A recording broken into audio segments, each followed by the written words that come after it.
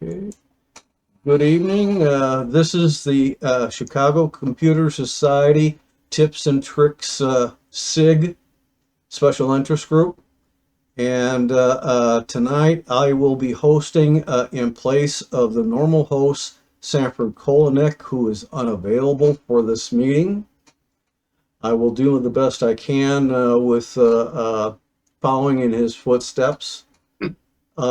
Generally speaking, I want to bring up at this time too, Thursday should be the Northwest Computer Club meeting with Ed Keating, the 15th. A week from today on the 20th is the South Suburban Computer Club meeting. And a week after that is the Linux SIG meeting on the 27th. And you'll get announcements for each one of those. Now, usually Sanford opens up the meeting with, does anybody have anything new that they want to share with people, particularly in the way of things that they bought recently, computer gear, smartphones, tablets, whatever.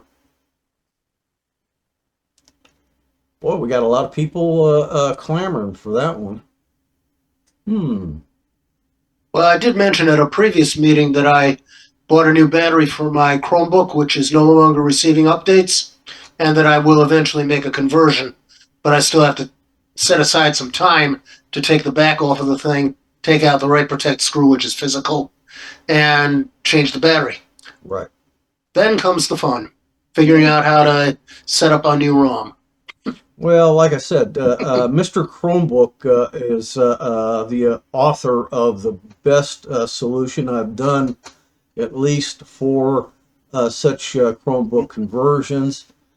The biggest headache, especially when you're first doing it, is finding the protect screw and taking just that one out. And or in some of them, because there's 3 or 4 different versions out there. Yeah. One of them that I had, you have to take an itty bitty piece of aluminum foil, roll it up in a little ball, and with a toothpick, put it down into a shell-like socket. And at the bottom are 2 contacts that get shorted out, and that's Right. the right protect. Yeah.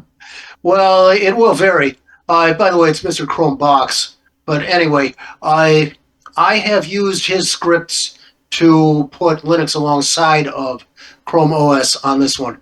If I take out the write protect screw, the question is, will the OS verification fail so that I can no longer get into Chrome OS in developer mode? It's supposed to work, but at the same time, too, I'm not guaranteeing it. I only converted mine in order to be Linux only. I don't want to go back into Chromebook. I have other old Chromebooks I can use as a Chromebook. That's not the point. The point is the only way I know to apply the ROM update Right. is through a Developer's mode. root shell in developer mode in Chrome OS. And I had no problem on any of them. Now, Okay. I will say that I have had times before where the OS craps out. And basically speaking, you can download the same version of OS just like we do for Linux. Right. Put it on a flash drive, and as soon as you plug it in and start it up, it recognizes that OS there. It'll reinstall it as is, and then you can go through the normal routine of getting into developer's mode. Yeah, I have the Chrome OS rescue key for that Chromebook. Right. I would not attempt anything like that if I didn't. It really wasn't a big issue for me. And like I said, I did 4. So Yeah. and they were different manufacturers too, and different vintages. But aside from that, anybody got problems or questions they want to bring before the group?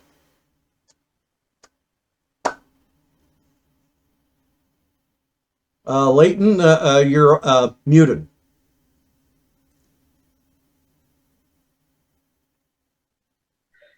Hello, this is Leighton Olsen. I'm not a tech specialist. I'm a tech project person. Have had long worked with John Ory and Norman Montgomery and parties like that. And I sent a note to Beata about whether the Chicago Computer Society be interested in participating in a feasibility project to develop neighborhood dashboards, block by block set of linked projects under an expected RFP that's supposedly going to come out within a week or so by the state of Illinois.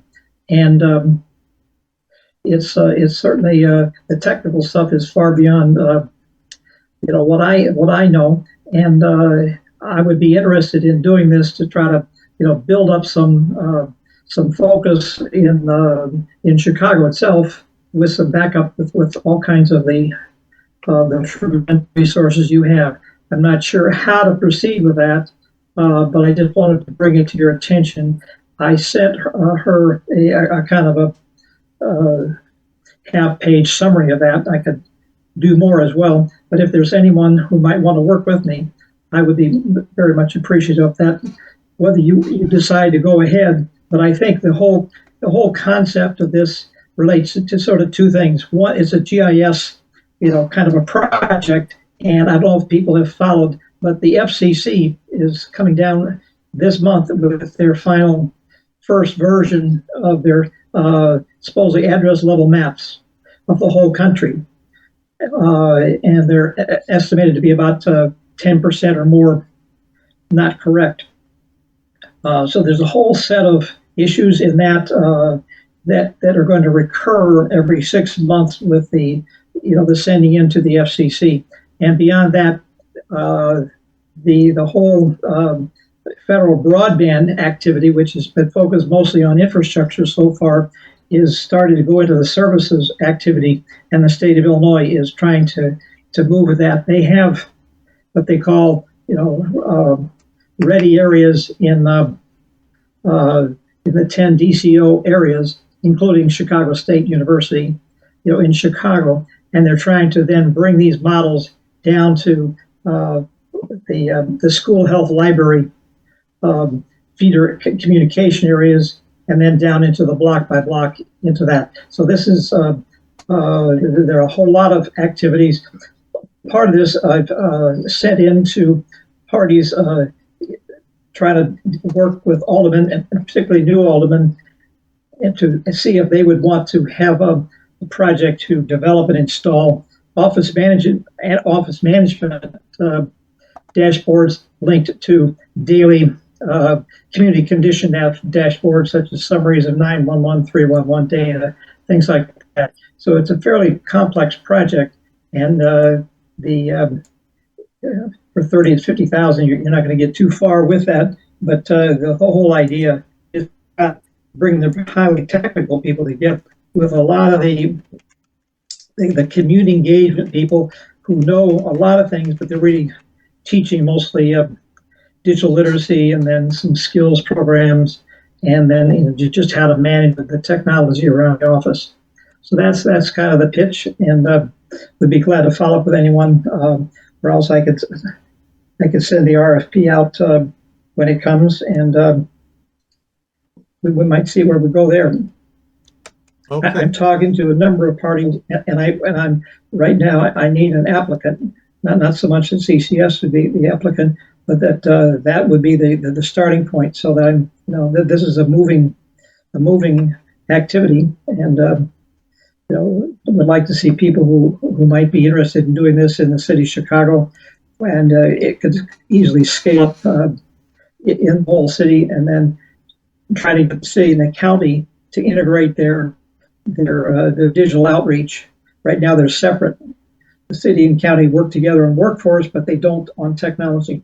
So that's another whole side of things. And for the federal part, what I consider there's a series of building blocks, with the parcel and then the community areas from the Department of Commerce is called a digital economy area. and they're 100 150,000 kind of things like that. And to that extent, if we do this around Chicago and Chicago Metro, it really would be the same. Urban, suburban, rural, they're all in that category. I'm working with some parties out here in Southwest Michigan, and in the winter, where I am down in Northeast Alabama on the rural end of things, trying to get parties ready to do this kind of activity. But it would, as I say, however far we get, we would certainly need to get a hold of people like yourselves who really know how to make it work, because this needs a design and a first test out. Well, Leighton, I put in the chat my email address. So the first thing I can suggest is even if you send it to Beata, I haven't noticed it as yet, but you can send it to my email directly, Nat, and I can look it over and get back with you on that. Okay, I'm trying my let's see, TAKTECH. Is that exclamation or one at Yahoo? All right. Well, thank you. All right. Anybody else got anything else to bring up before I start going on some stuff? All right. One of the things that I want to preface tonight's meeting with the articles is something that a lot of folks just don't know or know about enough to be able to use the information in a good way when they are researching and trying to read articles. Most of the browsers have some form of reader mode, it's called. And I'm going to share my desktop. And if I were to bring up Edge here, we're going to see how well this works out. And I got to try and move this bar out of the way as much as I can. Well, let's take a, come on, settle down. Let's see if I can bring up an article. And I'm not going to restore right now. All right. We have an article, but this one doesn't totally qualify.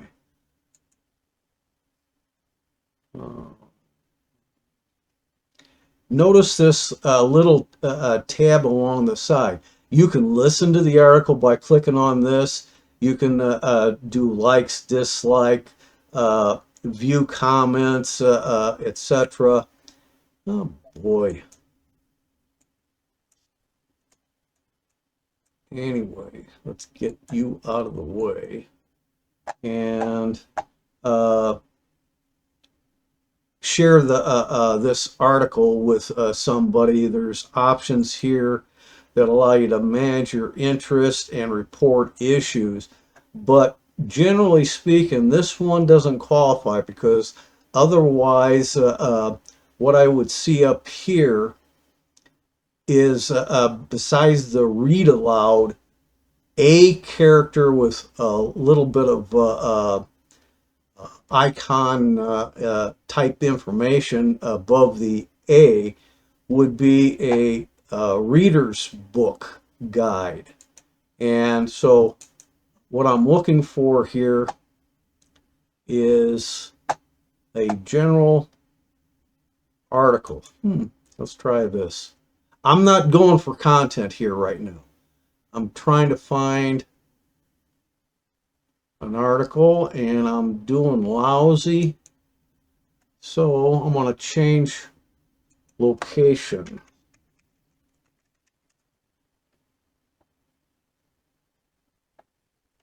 And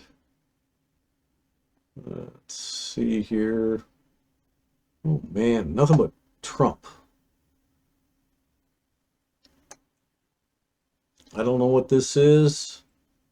Okay, now I hope you're able to see this, but when you have reader mode in Edge available, it looks like an open book.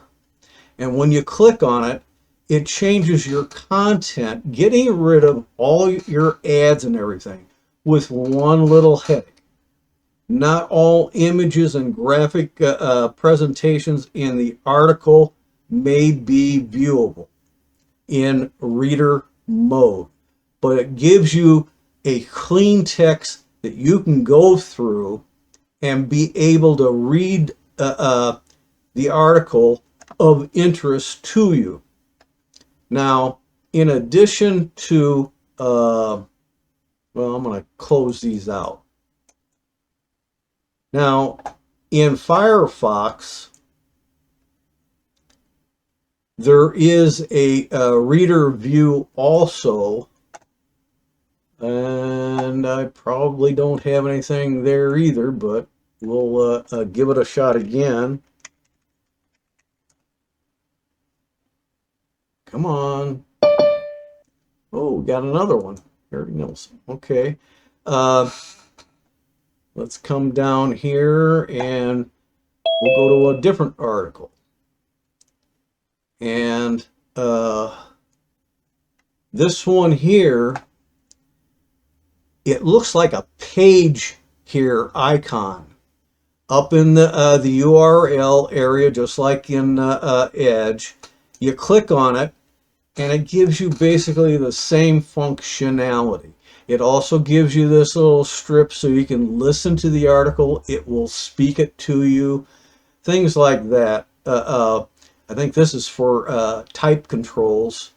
So it gives you the ability to focus strictly on the article you want to read of interest and not have other things show up.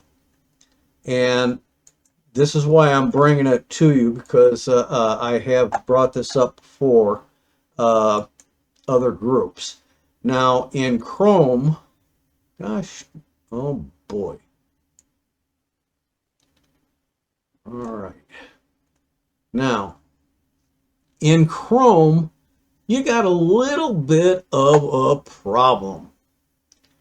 In Chrome and Chromium browsers, even though Edge is a Chromium-based browser, they did their own thing to put in that reader view.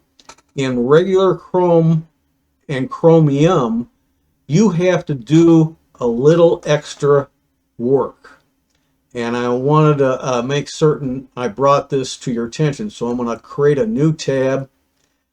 What you have to do in Chrome and Chromium is put in Chrome : //flags.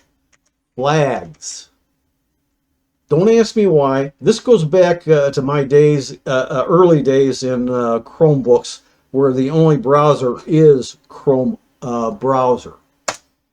And so I know about this real well. In the search bar at the top, put in reader. Oh, got another person, Leonard Johnson. Okay.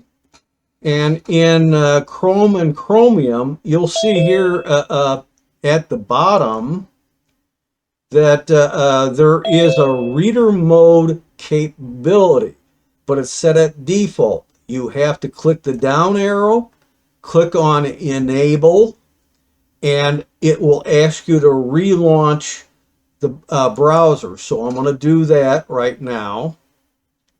And now that that's back up, you now have an added option to this feature up here at the top. I hope you can see it.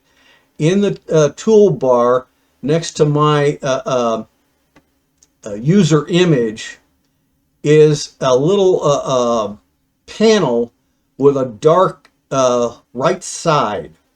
This is the side panel capability in Chrome and Chromium. You click it. Now I'm going to move this over some so that you can see what I'm pointing to. I have reading list. If I click this, this reading mode appears because we set that flag and to enable, which is right here. And if I didn't set the flag, you would not see this reader mode option. Let's see here. I'm trying to think of something here that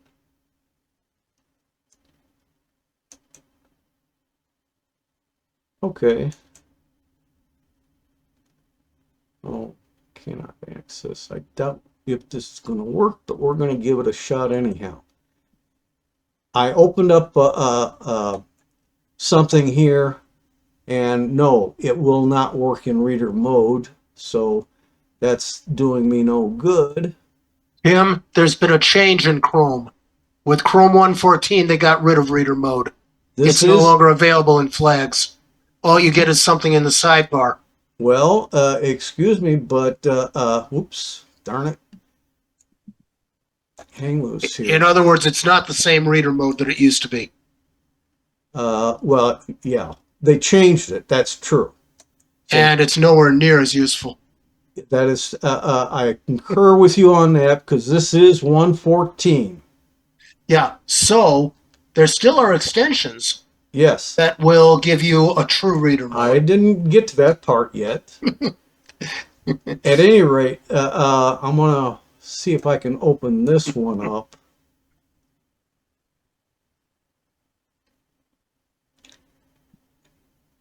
Now, over here is the real article. It looks like you normally would see. And Zoom keeps getting in my way here. And I'm about ready to shoot it. At any rate, here is their reader mode. And this is, I concur with what Bob Primick did say about the reader mode that's in Chrome and Chromium base. It does give you focus on the article content itself, but it's in a narrow column. You can adjust it over so you can go like this, which helps, but it also does not, like Edge and in Firefox, enlarge the print. This is still small. You would have to do additional setting changes if you feel that's too small for you to enlarge the print, making it easier to read. But there is a reader mode available. This is what I'm trying to point out. So all you have to do to get out of that is do that, and you're out of the reader mode for that one. I'm going to suspend that. I'm going to bring this back over, and I'm going to minimize that. Now, oops, I got to see if I can get you guys back to normal.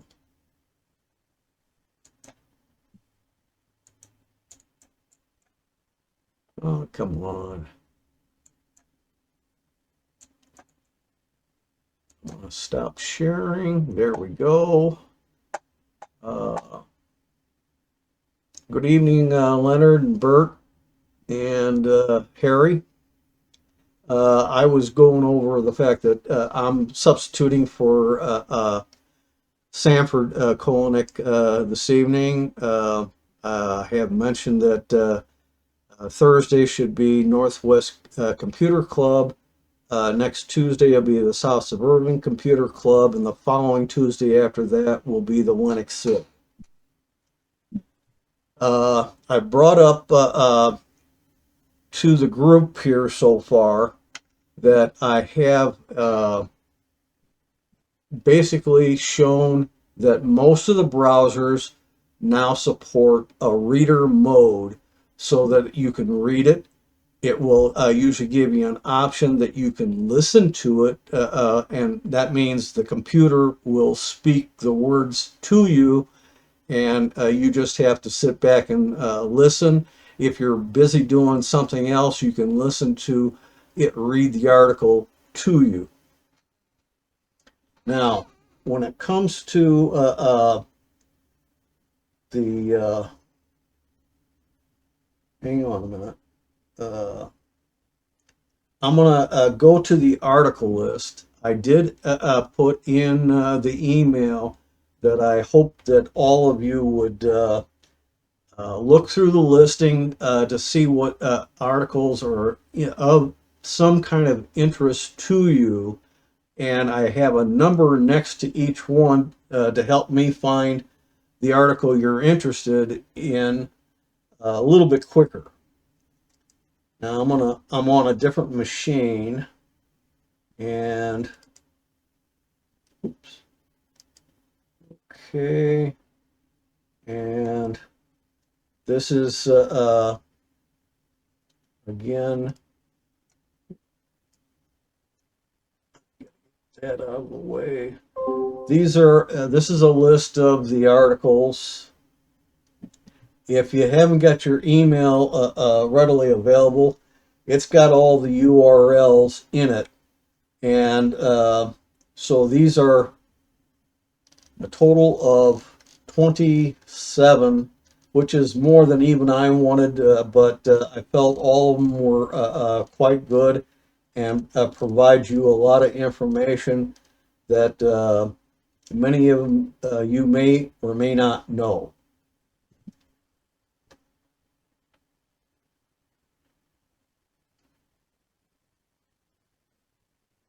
Ooh, I'll be darned. Okay, we got a new option in Zoom. I'm not sure exactly how it works, so we're not going to mess with it tonight. Anyway, in general, does anybody here have one of these 27 articles they would like to start out the group with? If nobody speaks up, I'll select the group.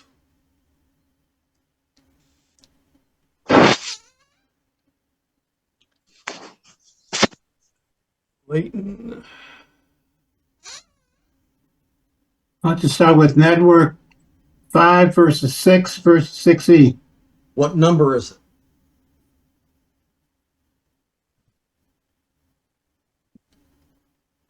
Tell me which number it is. Each one of these is numbered.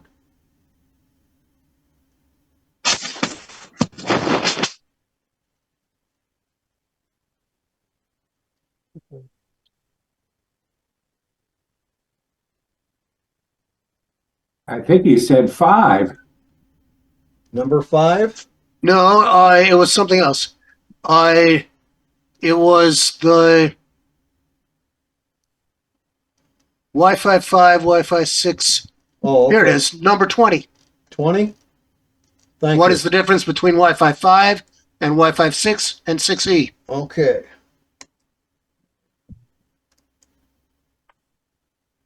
Number 20. Hang on a minute.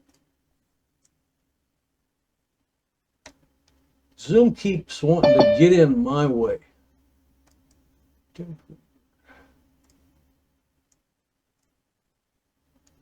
And I know 6E is new for me. What is new for you? 6E, first time I've heard of it. Oh, no, that's been around, and they're actually working on 7 now. Oh, interesting. Well, what is it? What's going on? Oops, wrong one.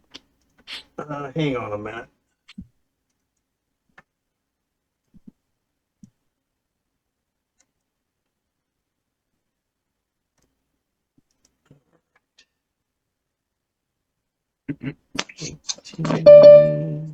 Ooh, got Harry back. Didn't know that he disappeared. Yeah, somebody did.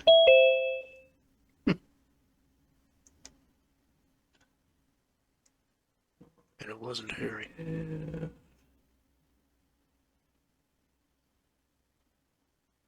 That's what I thought.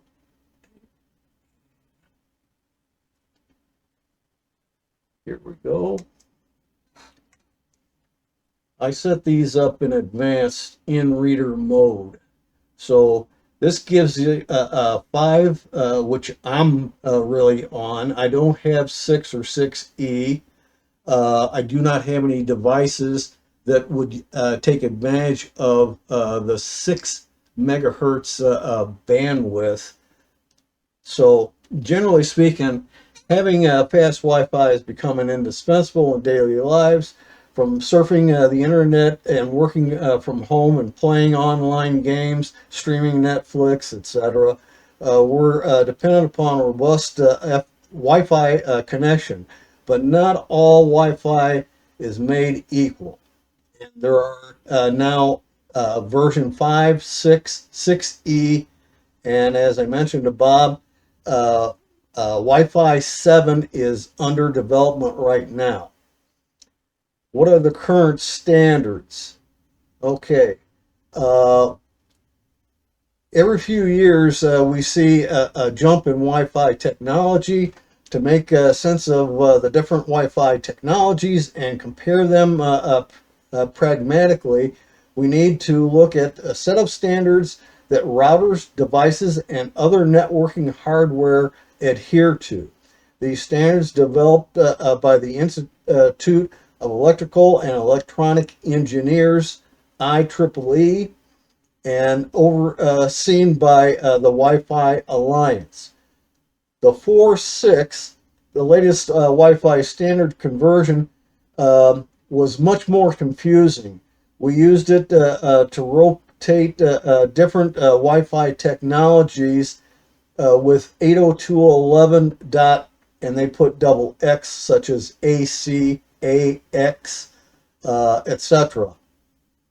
They now retroactively rename Wi-Fi 5, Wi-Fi 4 were called 802.11.AC and 802.11 N, 11N, which was the 2.4 gigahertz bandwidth. Wi-Fi 802.11 AC is 5 gigahertz bandwidth. Wi-Fi 6 is also known as 802.11ax. A newer naming convention is much more useful and easier to comprehend to the lay person. 5 and 6 are currently the most readily available standards supported by a majority of devices. The newer Wi-Fi 6E and a few upgrades over 6, but it isn't as commonplace yet. And part of it, 6E, not only covers the 5 gigahertz 3 allocated sections or segments, but it also has a segment that is 6 gigahertz in speed. Wi-Fi 7, I haven't read the specs on as yet. I cannot tell you exactly if it's going to continue into the 6 gigahertz frequencies with a new block or even a higher frequency. If you don't have devices that can take advantage of the 6 gigahertz speed, then that portion would be useless to you. But Wi-Fi 5, 6, and 6E will handle all your devices that handle 5 gigahertz frequencies. So it's just a matter where they may have extra features in each version that the prior one did not have. So these are some of the general aspects. This includes TVs. If you got a modern TV, I doubt it handles 6 gigahertz Wi-Fi on it yet. It's probably still locked into 5 gigahertz. But more and more devices, newer phones that are coming out will have, I think, 6E 6 gigahertz capability, but I'm not sure exactly how many people are going to jump on it right away. So these are the main things. Features. 6E brings to Wi-Fi like I say, 6 gigahertz. If you have devices that can handle 6 gigahertz. So generally speaking, that may not be a benefit to you for some unknown period of time. But as you get new devices, more and more of those devices may be able to handle 6 gigahertz, and you would need at least Wi-Fi 6E and eventually Wi-Fi 7. You have a ability in combining channels very easily in the 6 gigahertz. Why would this be important? It has to do with particularly gamers more than the average person. And what it allows you to do is each segment of frequencies, like the 3 that are in 5 gigahertz, you can take multiple channels in a segment and combine them together, which also means that other people in your area would have to use other frequencies because you're hogging up so much bandwidth that they may not be able to use their normal channel. They'll have to move to a different channel on a different frequency. So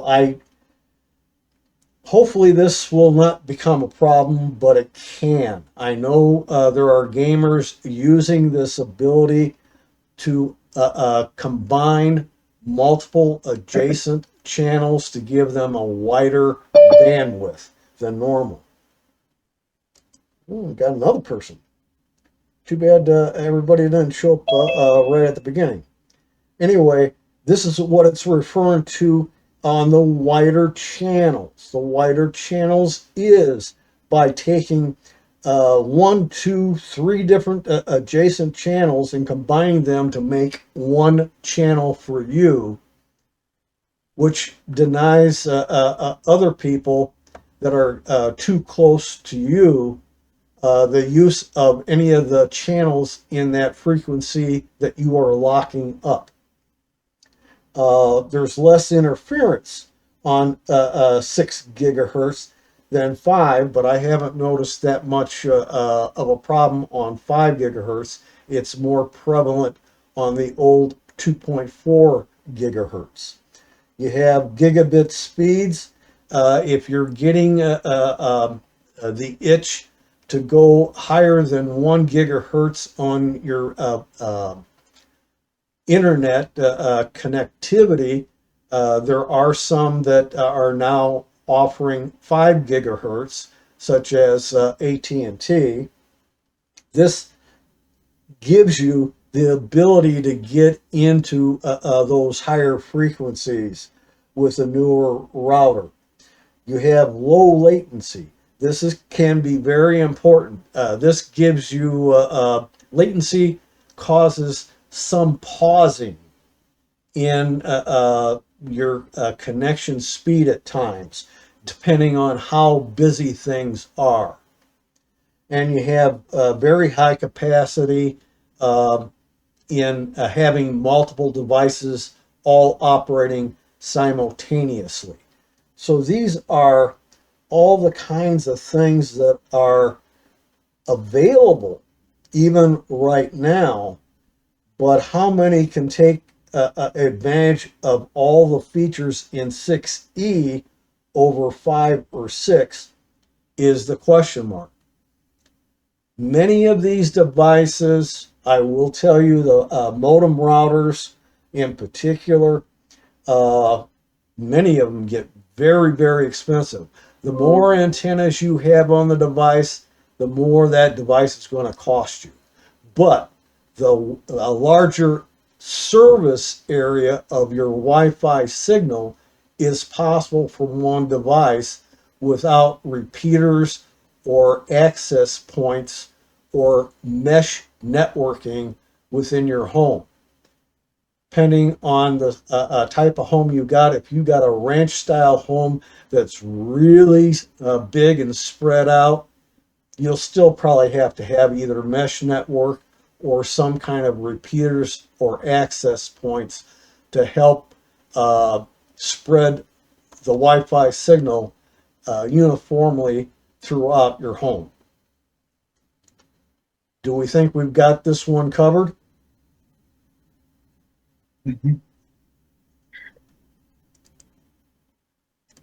Okay, does anybody have another article?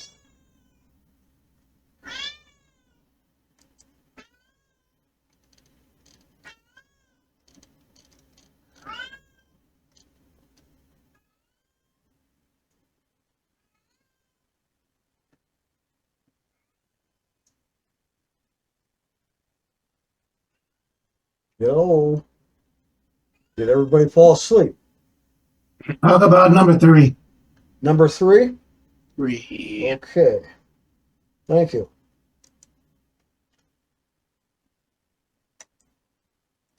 Ah, yes. Whoops, got the wrong one. Sorry about that. Scroll around.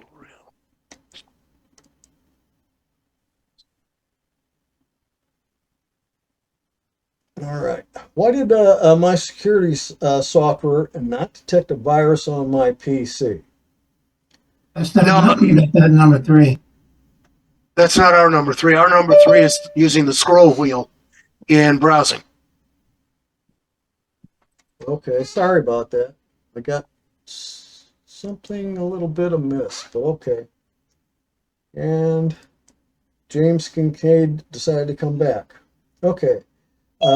Your computer mouse scroll wheel can improve your internet browsing. I'm still discovering new productivity tricks and hidden features, even though I've been using a desktop computer for decades. There are many ways to save keystrokes here and a mouse click there. Those few milliseconds can actually add up to big time savings, or at least less annoyance over a course of a week, especially if your job is primarily done online. Scroll wheel hidden functions. The internet is a great place to collect random tidbits of information, but sometimes you see something you want to investigate later. You don't have to click on the link and have it go back to the previous page because it would interrupt your current reading. But you can keep the trail open for later. What you do, you have a variety of options here, but this is the slickest, most effective, efficient. If you are using a mouse with just use your scroll wheel to click the link. It is not the most intuitive motion, but if you push your scroll wheel down while hovering over the link, you'll automatically open the link in a new tab. But usually there are settings within the browsers you have to be aware of. In most cases, it'll open a new tab and keep you on your current article.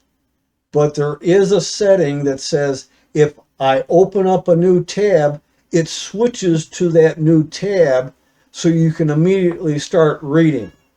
I don't care for that particular feature. I usually have it turned off.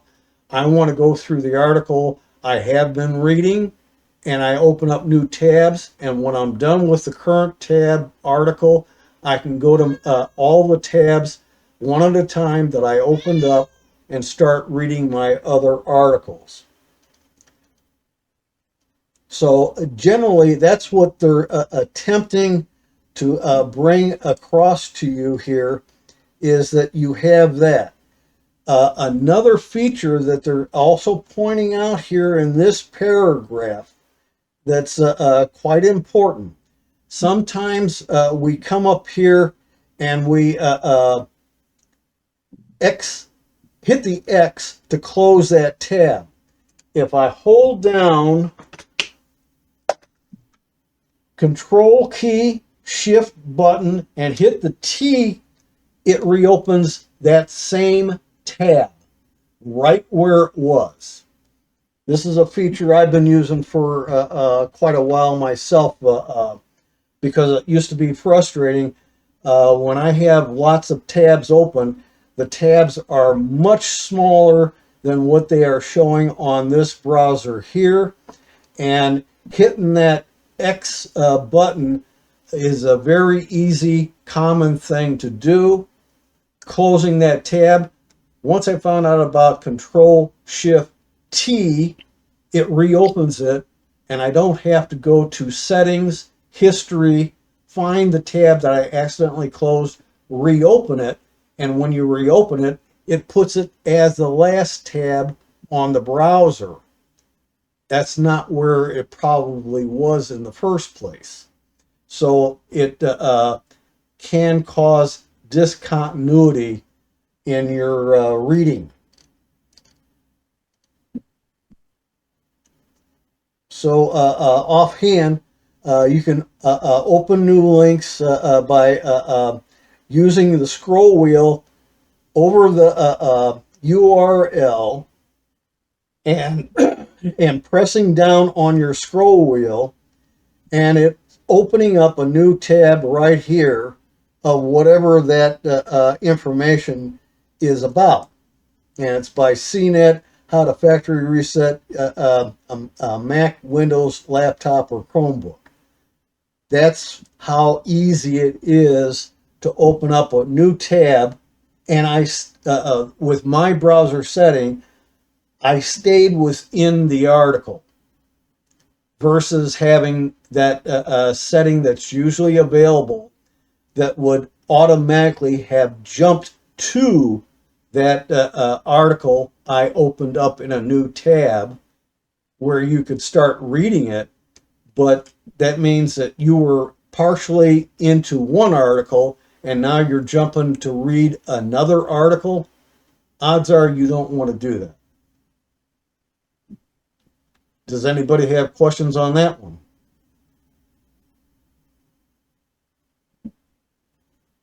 Okay.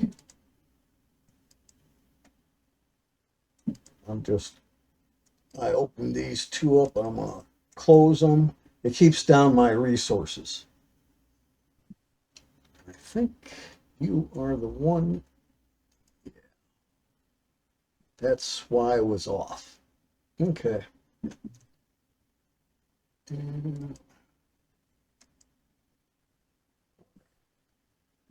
Anybody got another article? About 24. 24? Why you got to go to the bottom? Gee whiz. Standard hardware security not supported by 11. Okay, let's go back to that. And that's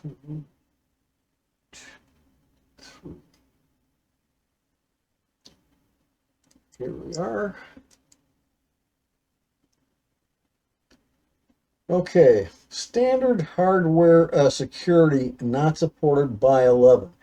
When I came across this one, trust me, I was both surprised and a little bit miffed about it. Does your Windows security app display a standard hardware security not supported error message in 11?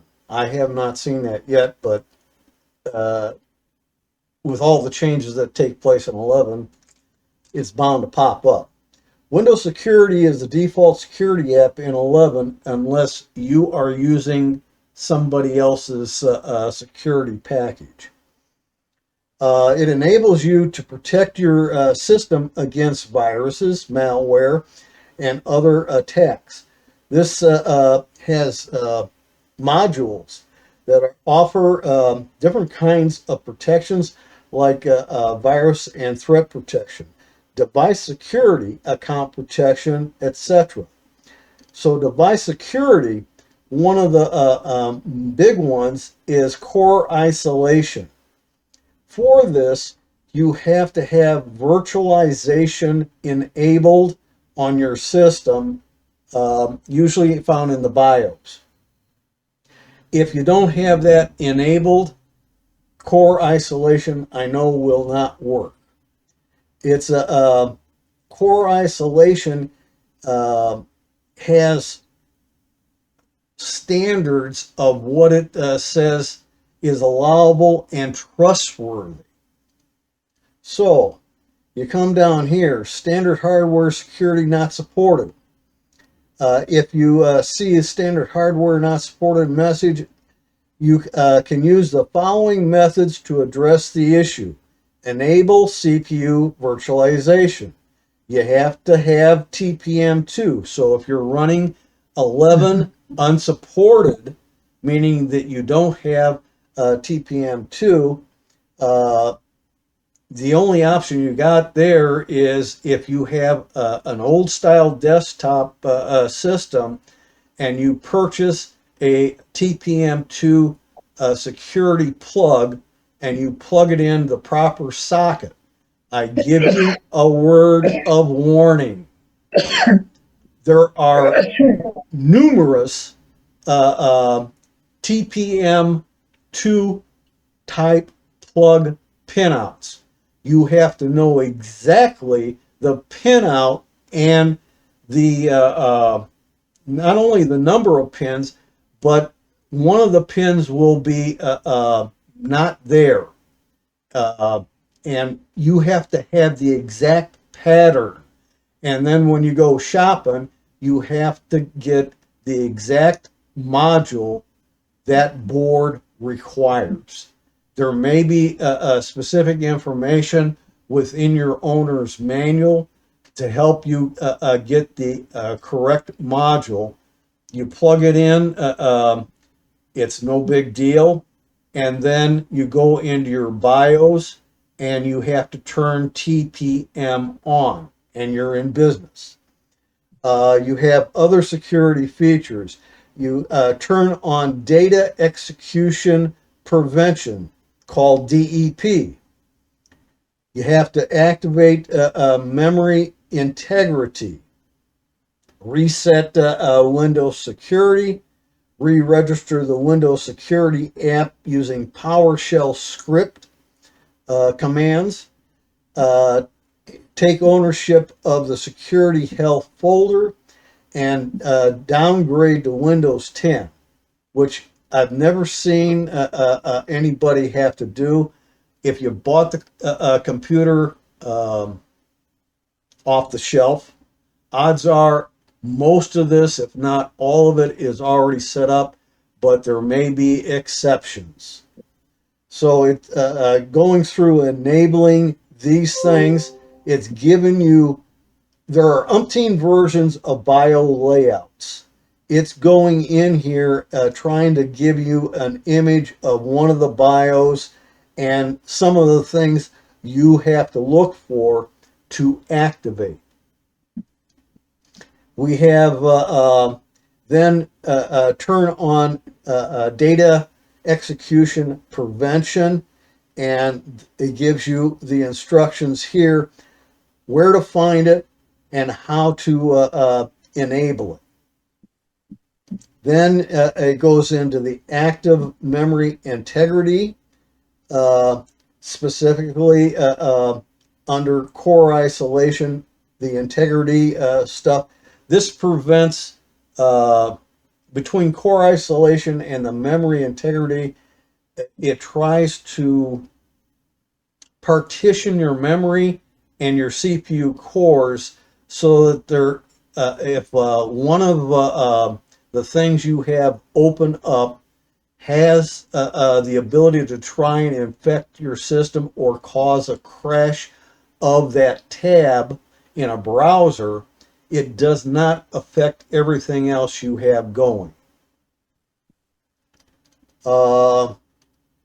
Reset the Windows security.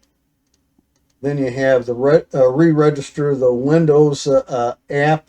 It gives you in PowerShell the commands that you have to give in order to be able to do this execution of policy. Take ownership of the folder.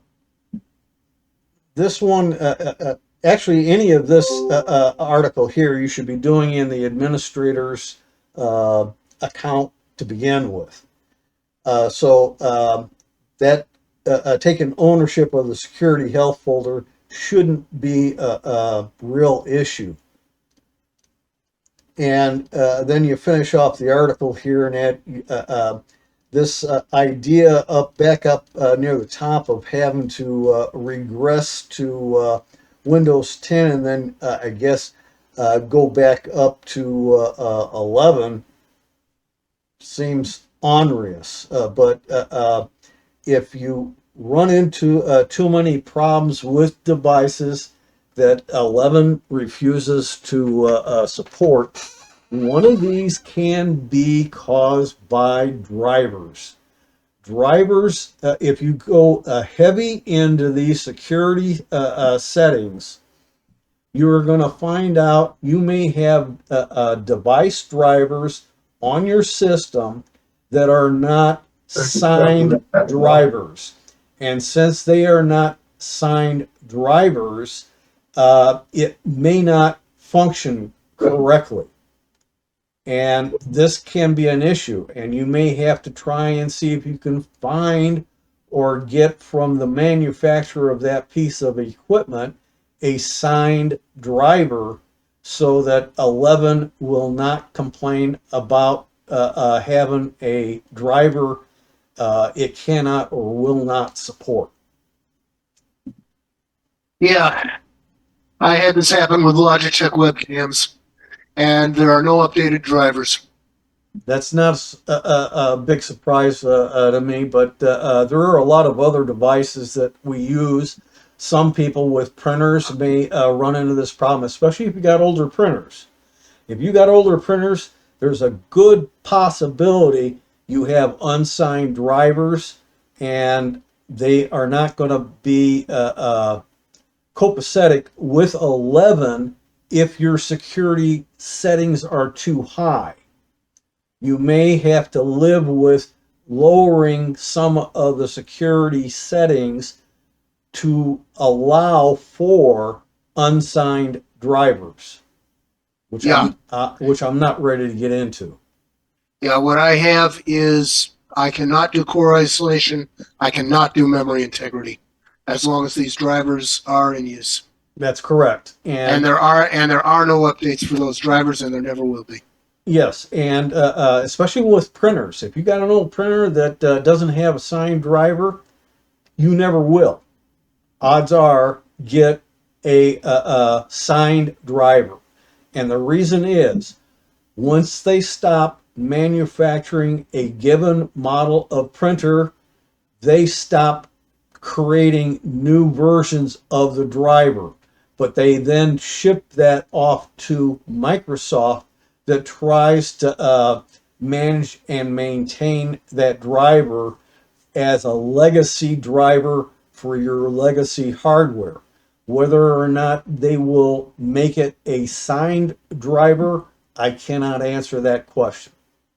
Microsoft has not done that for Logitech. I can't speak for printers. They may, Because- well, with Logitech and any other manufacturer of hardware that has unsigned drivers, they may not all send their drivers to Microsoft, even though Microsoft for years has requested them to do so. Yeah, with printers, you can luck out because there are generic drivers which ship with Windows 11 and Windows 10. Yes. And so if you're willing to put up with a little reduced functionality, you can use one of the Microsoft drivers and you'll probably be okay with all this. Like I said, with what Microsoft is trying to support on legacy, they may go ahead and certify that driver eventually, and therefore it will work with 11's high-end security standards. But if that's an issue with you, right now, for a lot of hardware that is not pretty new, there's a good probability that you're not going to ever see a driver that is certified. And with Logitech, if they're not providing their old drivers to Microsoft for generic support that might be certified, then you're out of luck. Which model Logitech are you talking about? Oh, I have one that's a very old one. I think it's a 270, and I have one that's a 650. 650 was still being sold last year as new.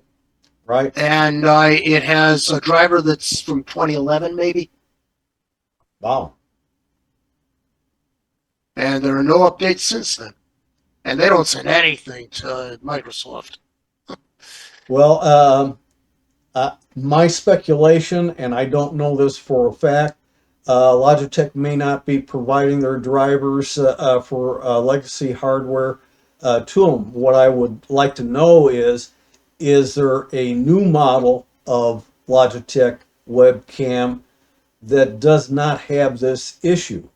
Or are they just producing the hardware with a standard driver that is not certified, even if it's a brand new model that came out next week? That I cannot tell you because I will not pay the price of a 900 or higher model of Logitech webcam.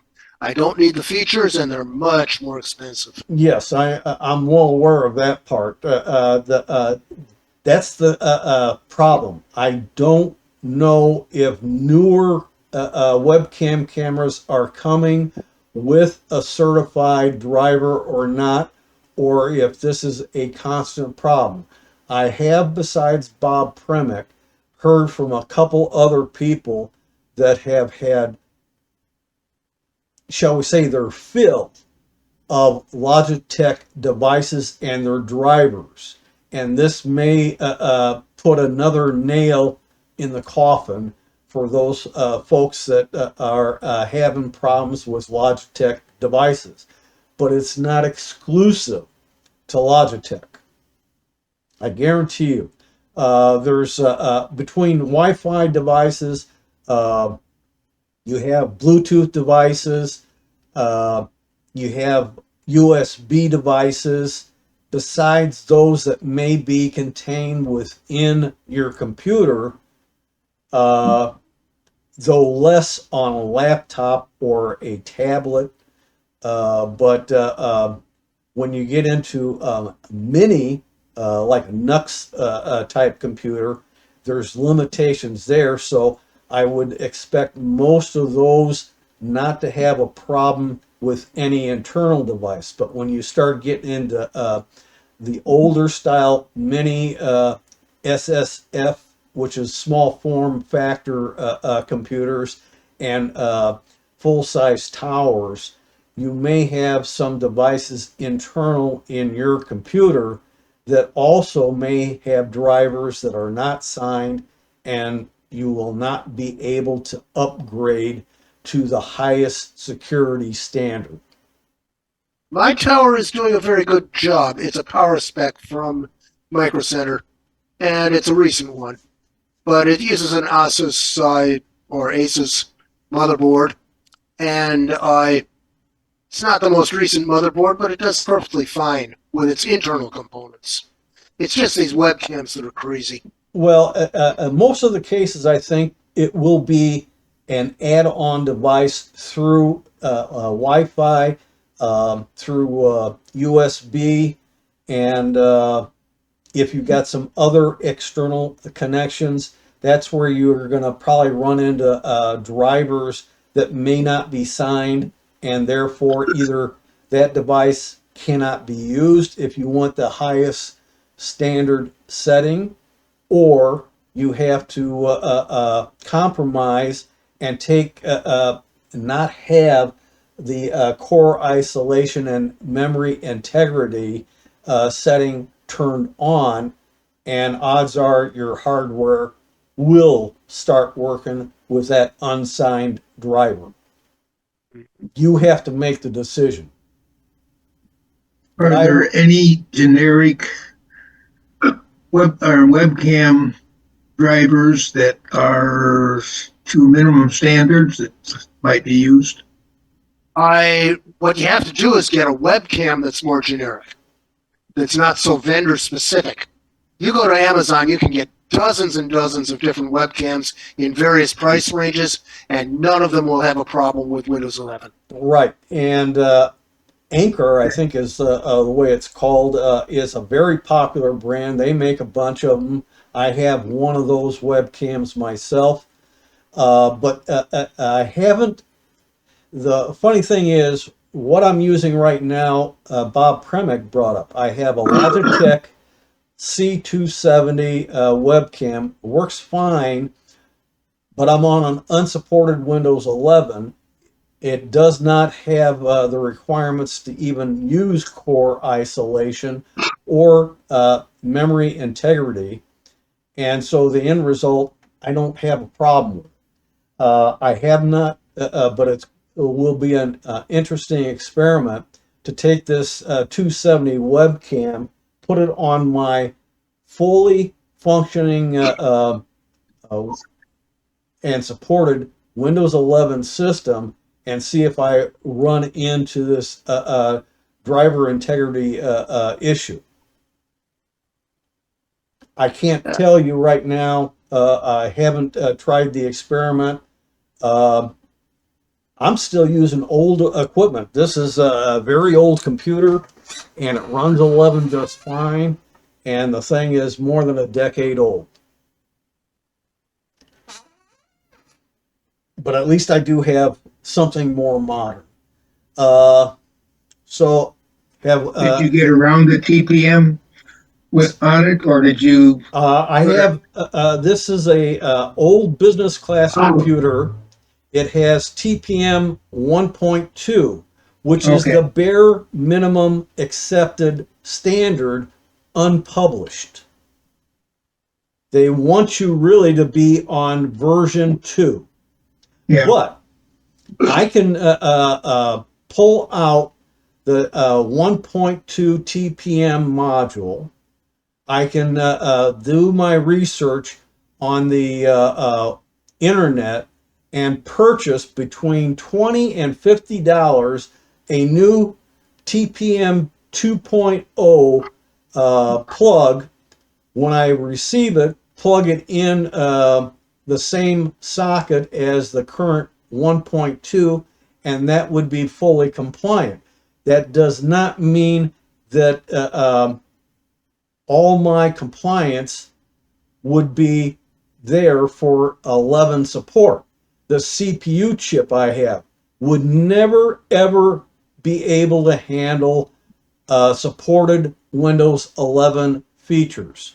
You have to have an 8th gen, 9th gen, 10th gen, 11th gen, 12th gen, 13th gen, and this fall the 14th gen CPU chip.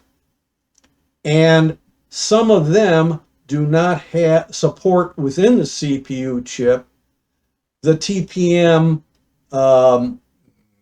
pseudo functionality. That's where you have to have the TPM module in the motherboard, and that only applies to full-size computers that would have a motherboard that you can plug a TPM module into. Everything else has to use a CPU chip that has the pseudo TPM built into the CPU chip. You activate it in your BIOS, and you also have to activate that virtualization in the BIOS, and now you start becoming full compliant. But there's only one other processor before the 8th gen. That's one chip in the 7th gen Intel processors. It's a gamer's CPU chip. I'll tell you that much right now. And probably only a small percentage of people even have that chip in a system right now. Outside of that, no other 7th gen or earlier processor will fully support 11. That's if you want to run 11, you are running unsupported. That means if you run into a problem, Microsoft will not help you. You're on your own. Sometimes they're not much help anyway. Well, it varies a little bit. It depends on the person you talk to. But in general, that's the real key. I can run 11 on antique hardware. The current system that I am on here, I have a Windows 10 running right now. I have a Windows 11 unsupported system on ancient, more than 10-year-old hardware. And I have on the third system is Linux Mint running. Tim, just a follow-up on what we were talking about before with Logitech. I did a search on Big Jet to see what they would come up with, and they did say that the 920 cameras are supported with Windows 11, and the average price is around $60. Hey, Well, the pretty prices have come down. That's very nice to hear, Bert. Yeah, that's a good input. Thank you, Bert. Yeah, and I had a feeling that those models, which are more recent, would have caught up with Windows 11. Well, and now we have confirmation. I would certainly hope so. Otherwise, Logitech would put themselves out of business, I think. Well, look what HP did with their LaserJets. Well, what can I tell you? Some people make mistakes and then regret them later. Yeah, but HP doesn't regret what they did. Well, that's okay. They don't regret it now. That doesn't mean that they won't regret it later. Well, they got out of the manufacturing of PCs Right. and laptops. Maybe they want to get out of the manufacture of printers. That's a real possibility, and that's not a joke. They may basically sell other people's wares. It was, I believe, under Carly Fiorentino that they split off their PC business, and they aren't really concentrating on printers anymore either. They're doing other things for business. Understood. And they're probably more focused on the business end more than they are the consumer end. Yeah, Cisco did something like that too. Yeah, and right now, when it comes to our various computer manufacturers, you have them, I think, in real turmoil right now with all the changes. I mentioned already about the Intel chips.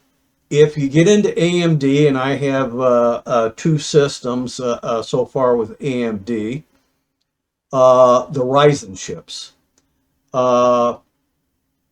First generation Ryzen chips will not support 11. In the 2000 series, 3000 series, 4000 series, 5000 and 7000. I don't know if there's a 6 or not. You have some chips that will support the TPM and therefore support 11, but not all the chips will. In fact, I am between the two systems I have one Ryzen that will not support 11. I have the other one will support 11, but I haven't gone there yet. So when it comes to new systems, if you're going to buy off the shelf, make sure it says on the packaging, this supports Windows 11, and hold them to it. Make sure that it works. But at the same time, too, if you're buying, especially refurbished, renewed systems, used systems, do your research. Know what CPU chip is in there to start with. If it has an 8th gen or higher on Intel, or second gen or higher in AMD Ryzen chips, you have to find out if the chip in there supports the TPM. And if it does, then you're okay on that part. One little proviso with AMD is, and I can't remember the exact terminology, it has to do with video rendering. AMD chips have a problem, but I haven't run into it, so I don't know all the details about it, but I remember being told about it and reading at least one article on it some time back. So, but otherwise, AMD chips are real barn burners compared to a comparable Intel chip. On AMD Ryzen chips, you have a 3 version, 5 version, 7 version, 9 version that correlates with Intel's i3, i5, i7, and i9. And you get more cores, more multi-threading capability with the AMD chips. So it's something to think about when you're shopping around for a computer. But I will tell you, it didn't take a lot of effort. In fact, it was kind of funny when I was on 11 Insider. When it was first coming out, I was on 10 on this old machine, and it wanted to upgrade me to 11, even though it wasn't supported hardware. And I let it go ahead and do it. And it runs, it runs, it runs. What can I tell you? And I am getting updates. Not as many, and I don't have all the features that Bob has on his 11, or any of you others who are running 11. And my other real full supported machines on 11 have features I don't have on here. One example, the new File Explorer handles multi-tab capability. So you can have 2 or more tabs open to different locations in File Explorer to be able to easily transfer files from one folder to another, etc., or even a USB device. But at the same time, too, I don't miss it that much because, to my way of thinking, Microsoft is way late to the party. There have been File Explorer type programs for well over a decade with a multi-tab feature to begin with. So why all of a sudden they decided to incorporate that in version 11? I don't know. Another feature they stole from other developers is from the Linux world. Windows 10, I don't remember exactly what version it was in 10, supports virtual desktops. How many of you are using virtual desktops? I doubt very many, if any. On my Windows 11, on my Linux Mint, I have right now these different work desktops. These are all virtual desktops.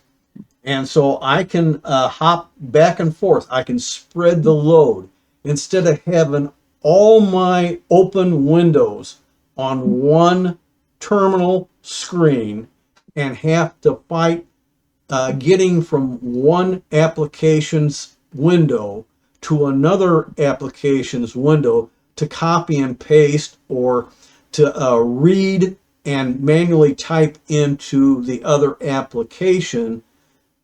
I don't have that issue because I can handle the virtual desktops. And the virtual desktops is something you have to get used to. It is not that intuitive, and we've gone so many years without virtual desktops, it can be a bit of a struggle for a lot of people to use it. Terry Moy is here. He's a CPA.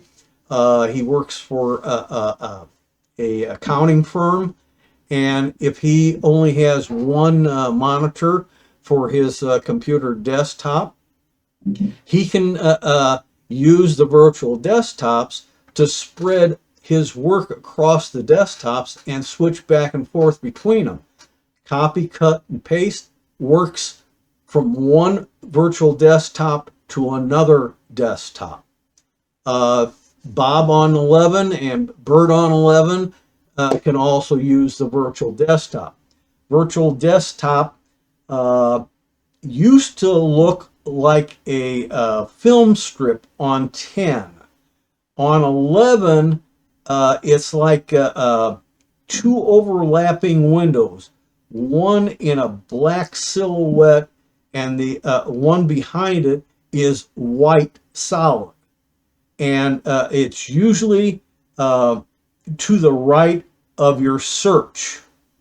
And that gives you virtual desktop. And you, I don't remember on Windows. I didn't play with it enough on Windows, but on Linux Mint, they come with 2 to 4 virtual desktops automatically, but you can remove desktops you don't feel you're going to need, or you can add more virtual desktops, in many cases up to, I think, 8, I think is the limit. So we beat that article and the issues about compatibility. Yep. Harry, you're trying to say something? No, I said you got that one pretty well covered. Okay. Does anybody have another article that they want to try and cover? How about number 17, 8 things to do before upgrading to Windows 11? Oh, who wants that? Since we were getting into some of the requirements. 17. Pardon me. My allergies are having a good old time with me. Are you guys getting the smoke from the wildfires in Canada? Oh, yeah. But it's let up recently, and we got some moisture a little bit on Sunday and a little bit today, and that's helping a little bit, but it'll be back sometime tomorrow, I think they said. At any rate, Yeah. 8 things to do before installing 11. Actually, it's if you're going from 10 and you want to go to 11, there are always 2 ways of doing it. Al Cheeks, I don't know if he's still here or not. He may have left.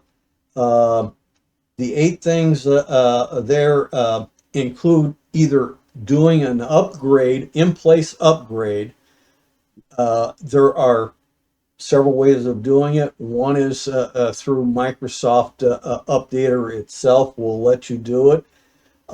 You can also use the Microsoft Creative tool, and you can do a direct update from it, or you can download the ISO, properly put it on the flash drive that has to be 8 gigabytes or bigger, and you can upgrade from it. The other alternative, and this is probably what Al would do normally in his computers, he would get the ISO image onto a flash drive. He'd copy all of his data files.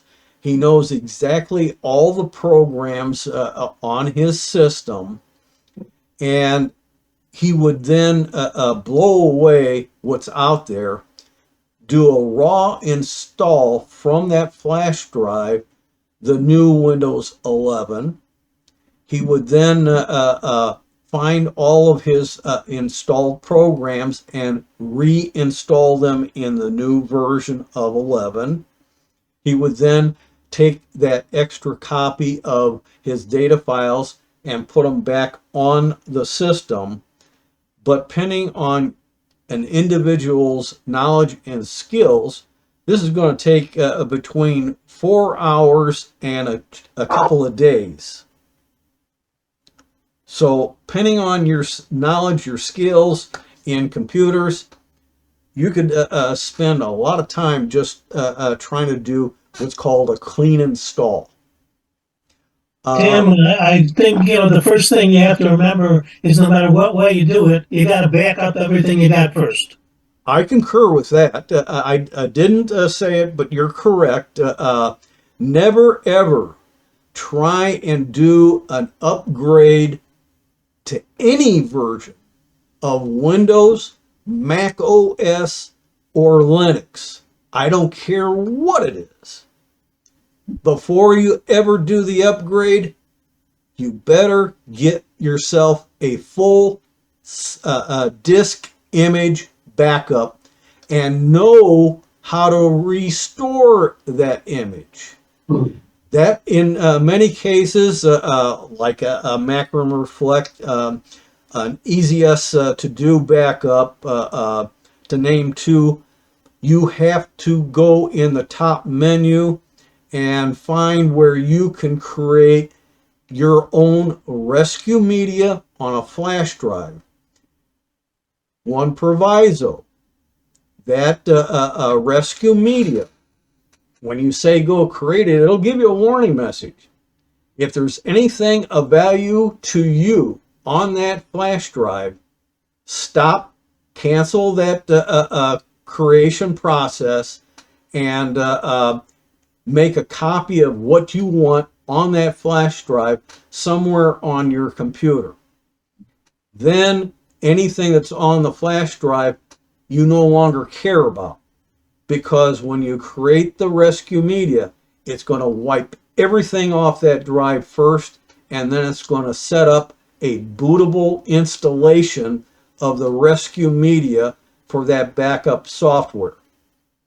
And the problem is, from time to time, maybe once a year or something like that, you're going to have to create a new version of the rescue media to stay up to date. But if there's extra space left on that flash drive, you can then put other files back on it.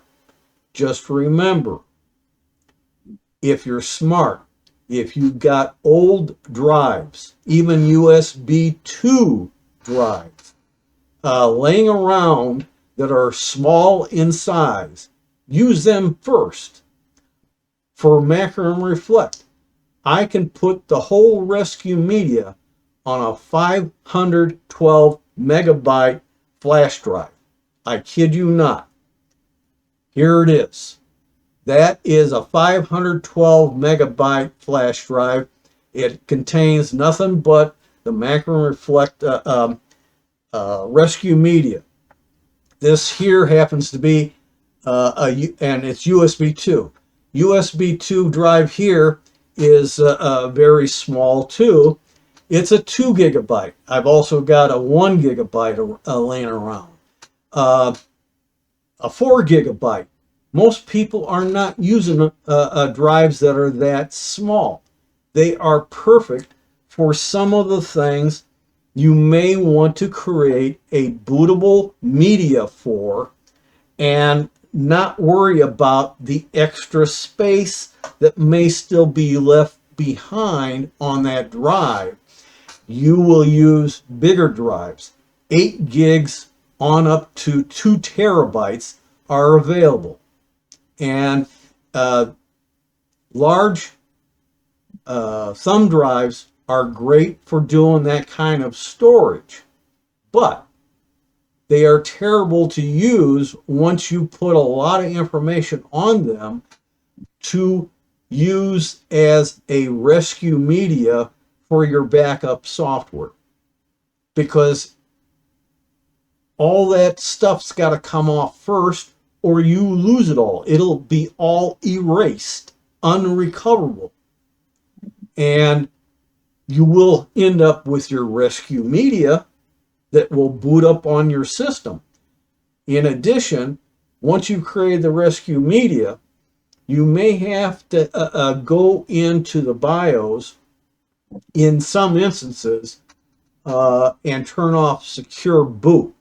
In some cases, you even have to go to legacy BIOS to make that flash drive boot up correctly. But as time passes, they're getting better at better making the rescue media bootability work in secured boot mode. And those that do work well with that, you won't have an issue with.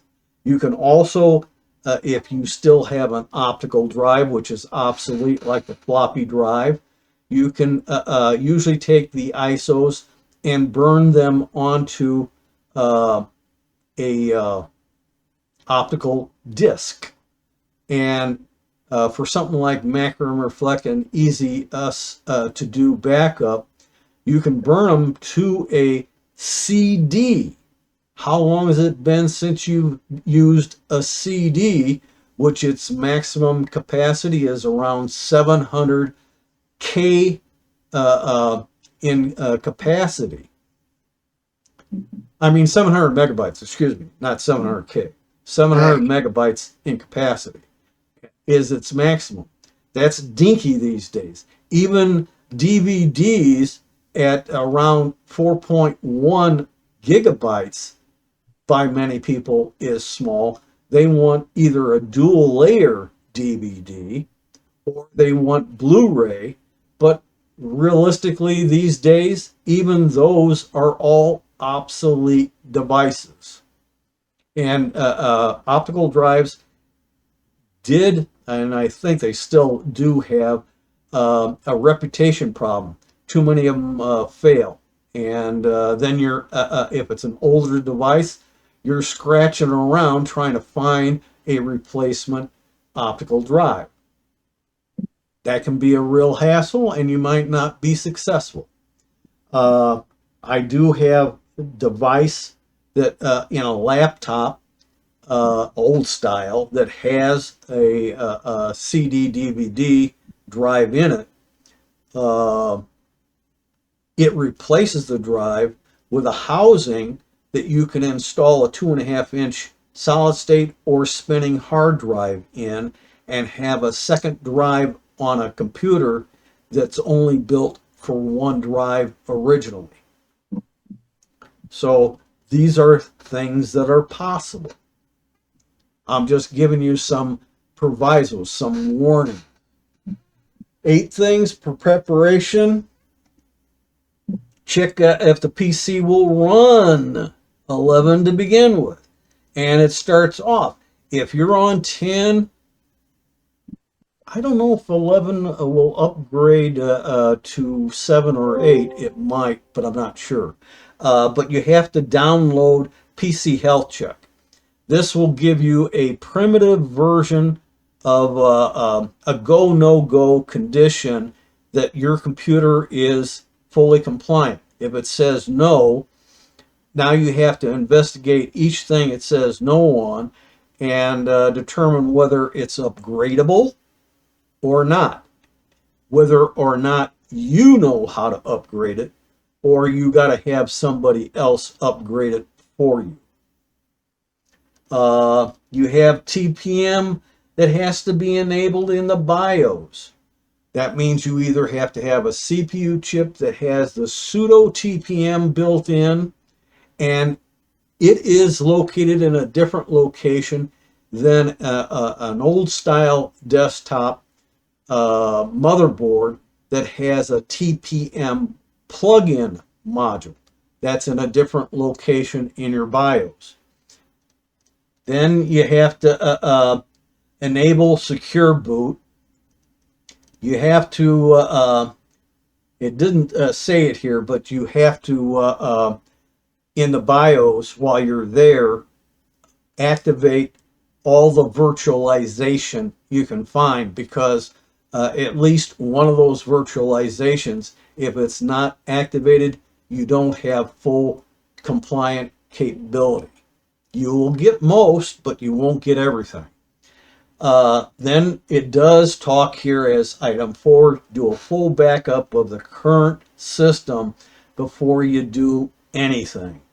Now, what they're doing is they're using the, say in 10 or 8 or 7, they're using the backup software that came in Windows. Windows backup software is all version 7, even in Windows 11. And it does not have the option to verify your backup when it's done doing the backup. Like Macro Reflect, easy to use, easy us to do backup will do for you if you turn that feature on.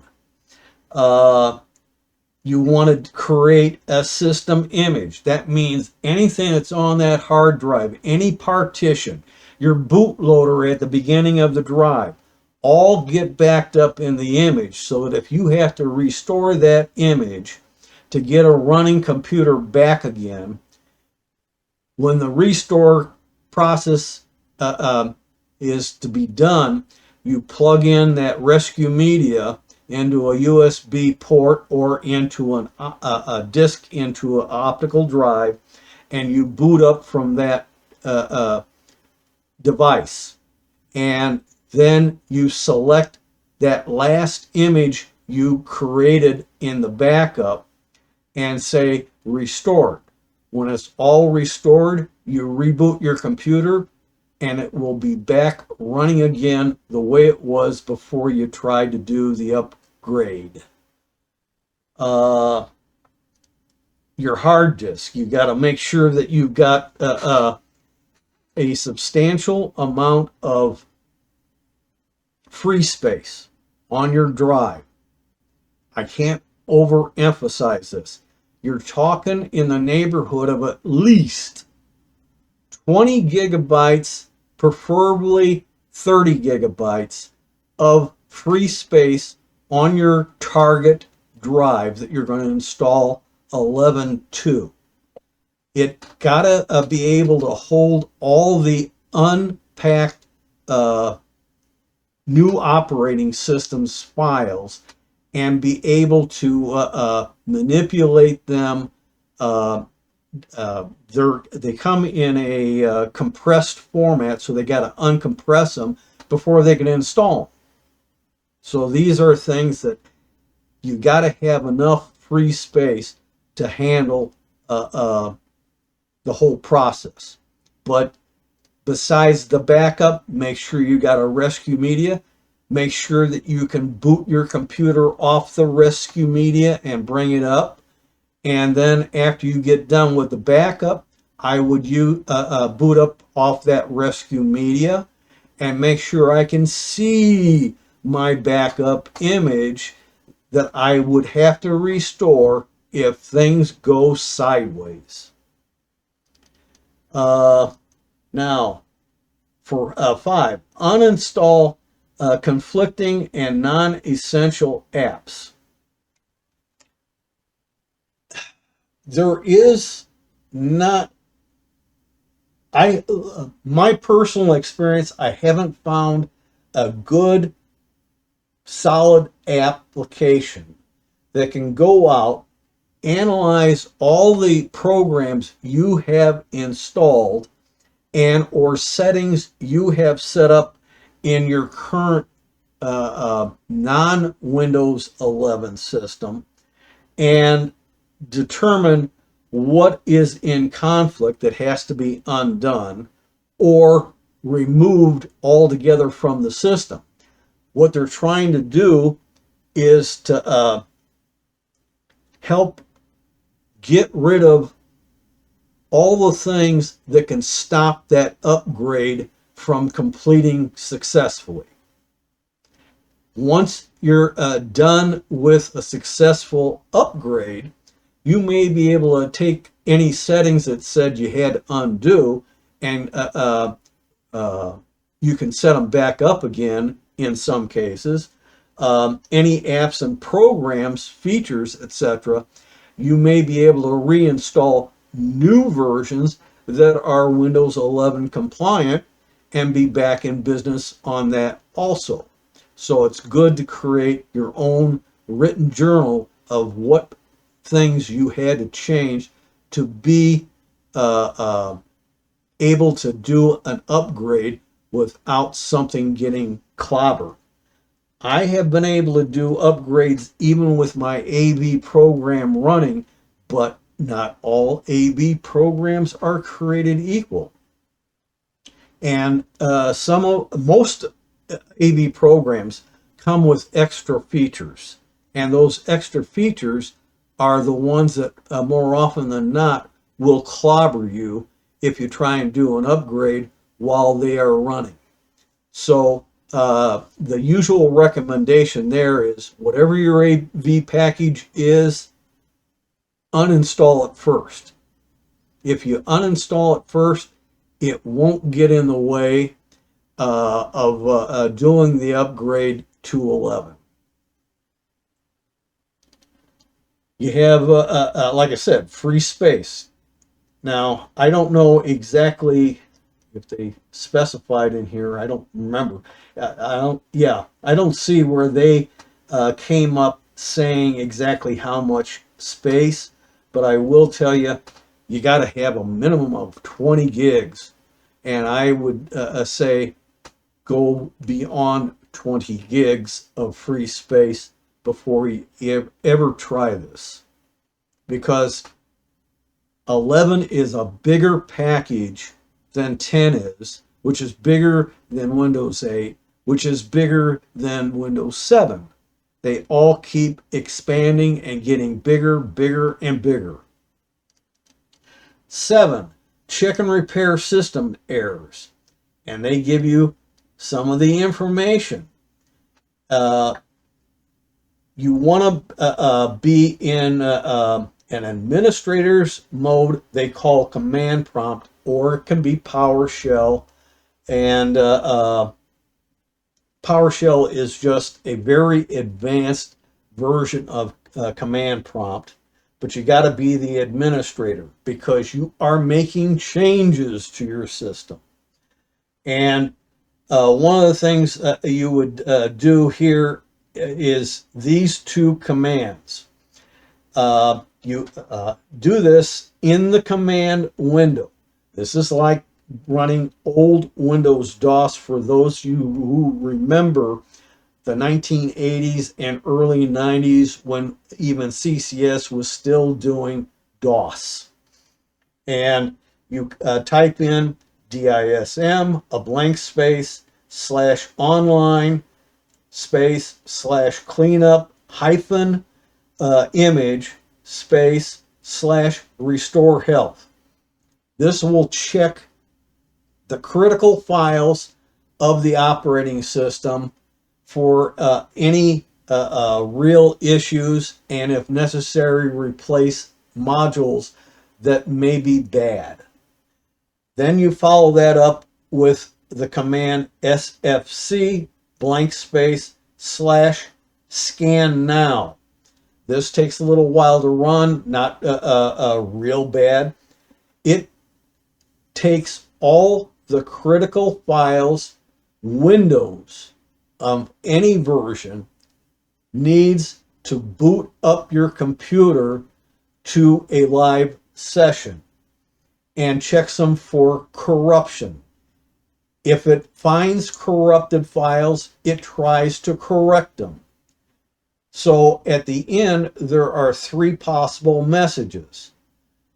Everything was successful. It didn't find any integrity errors, or it found corruption but successfully fixed all the corrupted files.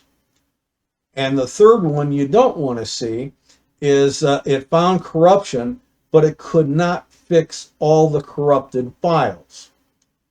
If that occurs, run the DISM command again, reboot the computer, bring it back up, and run the SFC scan again.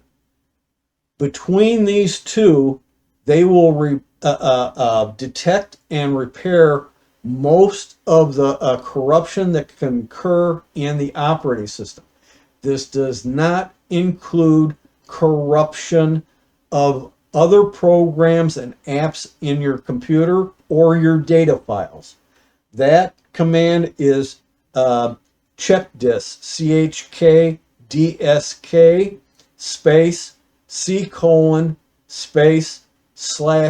/F as in Frank, and that will run through a check. But it usually will say, hey, wait a minute, I cannot check the drive C at this time because you are running from drive C. Do you want me to do this check the next time you restart the computer?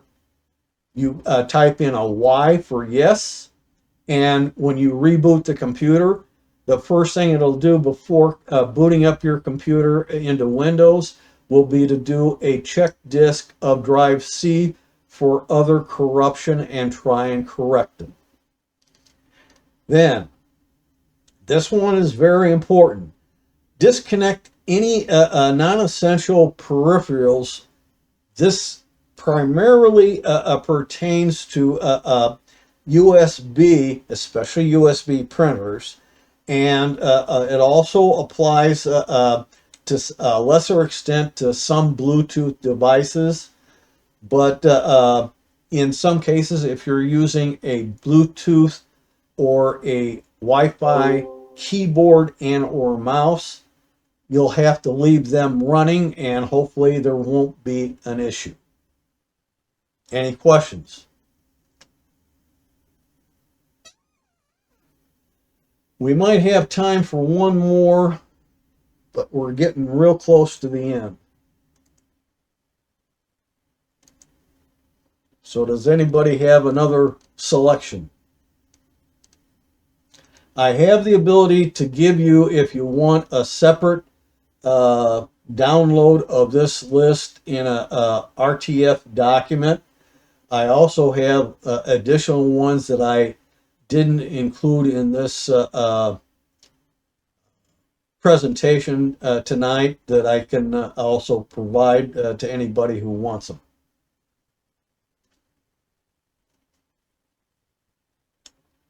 Does anybody have one last article to go through?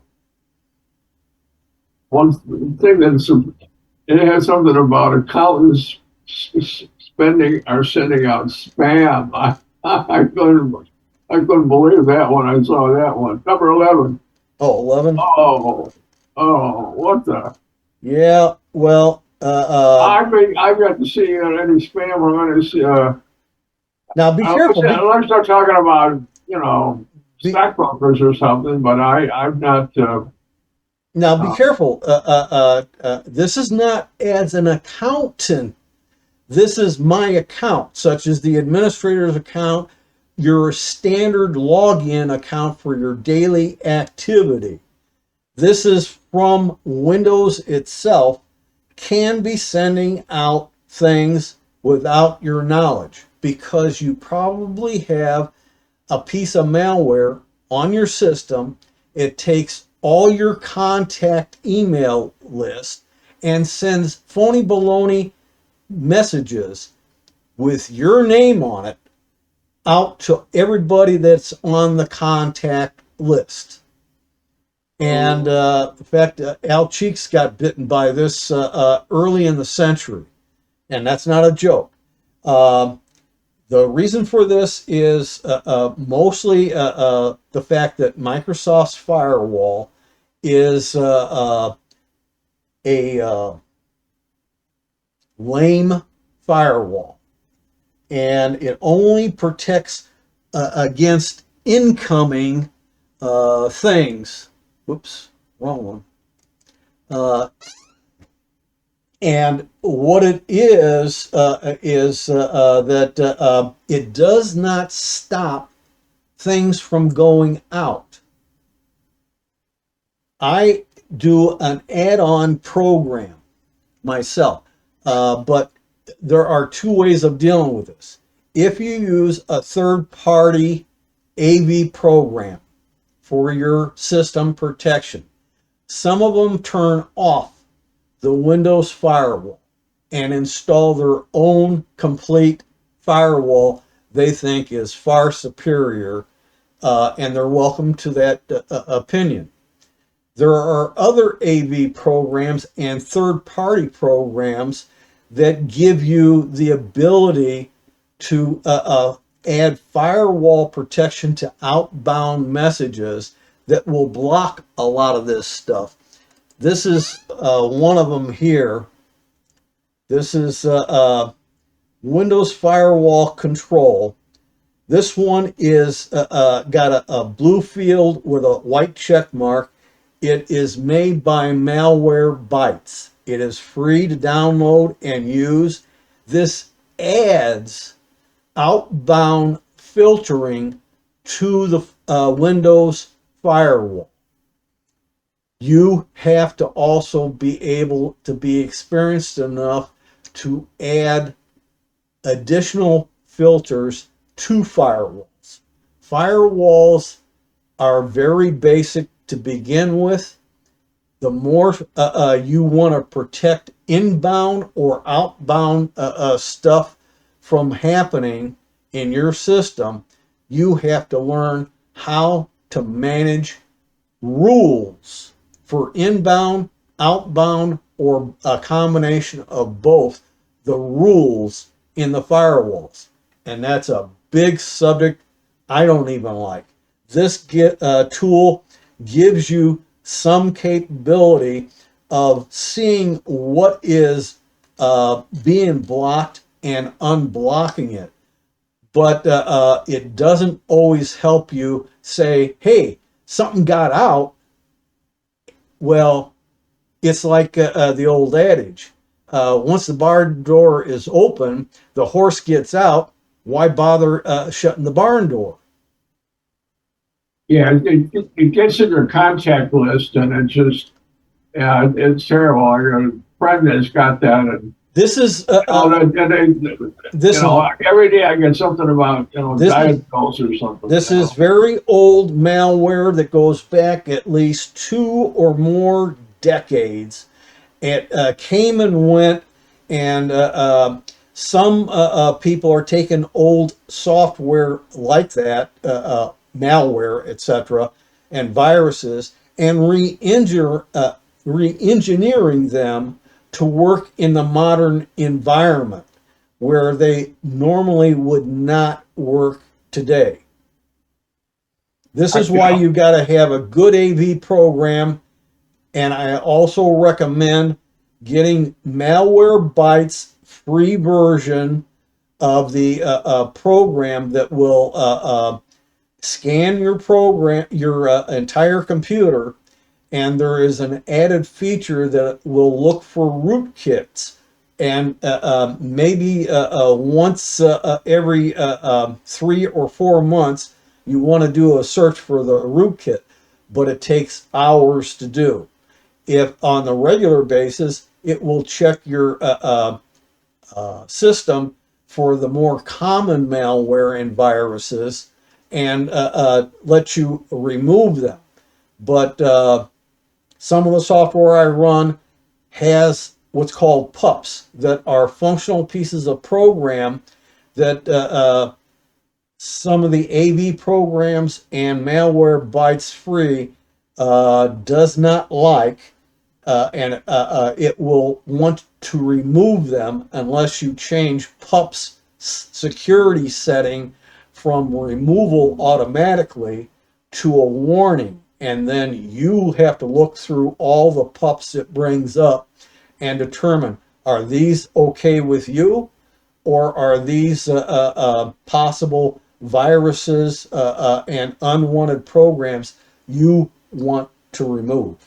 And then you just put in a check mark, and the program will remove them automatically.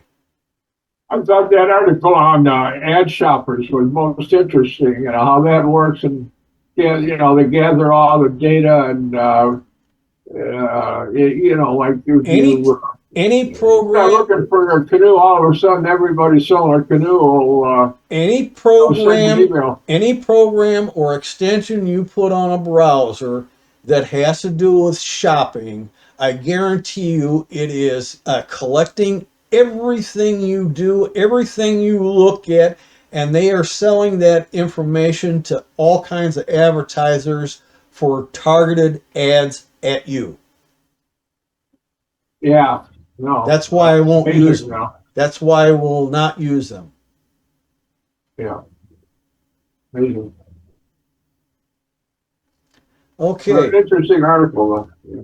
Well, we're at the 9 o'clock hour, and offhand, I don't think we're gonna probably be doing much else right now.